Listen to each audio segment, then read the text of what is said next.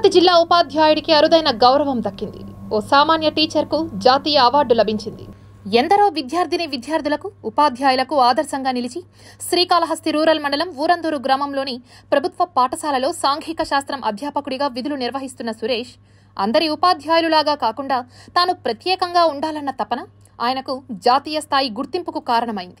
విభిన్నంగా పాఠాలు చెప్పడంలో ఆయనకు ఆయనే సాటి అన్నట్లు విద్యా విధానంలో ఆయన చేస్తున్న సేవలకు గుర్తింపు లభించింది. ఎన్నో కేంద్ర రాష్ట్ర స్థాయి అవార్డులు ఆయనకు దక్కాయి. సాంఘిక శాస్త్రంపై విద్యార్థులకు అవగాహన కల్పించి వారికి సులభంగా అర్థమయ్యేలా వివిధ ప్రాంతాలు, దేశ విదేశాల చిత్రపటాలు, దేశ సరిహద్దులకు చెందిన 1000కి పైగా మ్యాప్లను విక్టోరియా స్టడీస్ పేరిట ముద్రించి ఉచితంగా విద్యార్థులకు పంపిణీ చేశారు టీచర్ సురేష్. కూనాటి సురేష్ సాంఘిక శాస్త్రంపై మక్కువ పెంచుకున్న ఆయన కాలానుగుణంగా మారుతున్న విద్యా వ్యవస్థలో ఇప్పుడు వస్తున్న సాంకేతిక విద్యకు అనుగుణంగా డిజిటల్ కంటెంట్లను క్రియేట్ చేశారు.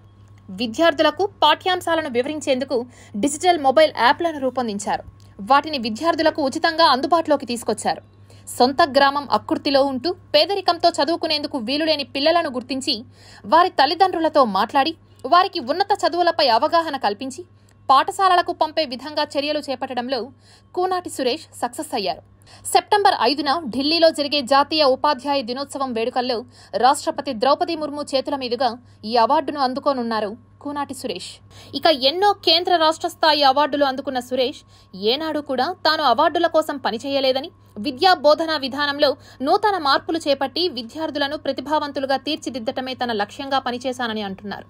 తన సేవలను గుర్తించి జాతీయ ఉత్తమ అవార్డును ప్రకటించిన కేంద్ర రాష్ట్ర ప్రభుత్వాలకు కృతజ్ఞతలు తెలిపారు టీచర్ కూనాటి సురేష్.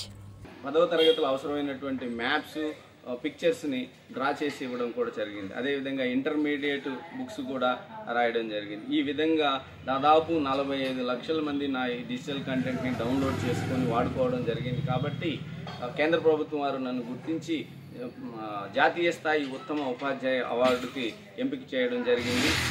ఈ సందర్భంగా కేంద్ర ప్రభుత్వానికి నేను ధన్యవాదాలు తెలియజేస్తున్నాను. Thank you.